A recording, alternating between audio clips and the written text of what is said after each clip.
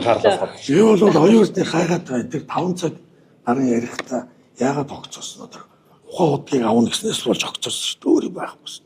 Өөр аяг болж хат. Надад байхгүй юм гээд хураагаад авчихсан шүү. Тэр эзэн бодвол тогсол байлгүй. Нөгөөд ч байхгүй юм чинь. Тэгээ сая зандаа шатрын засгийн газар төгрөгнөрөө ордож чинь хураагаад авчихсан шүү. Ер нь бол зарсан. Тэр нэг зарсан гэдэг асуудал мөнгөний асуудал гэж. Дараа нь зандаа шатраас асуусан.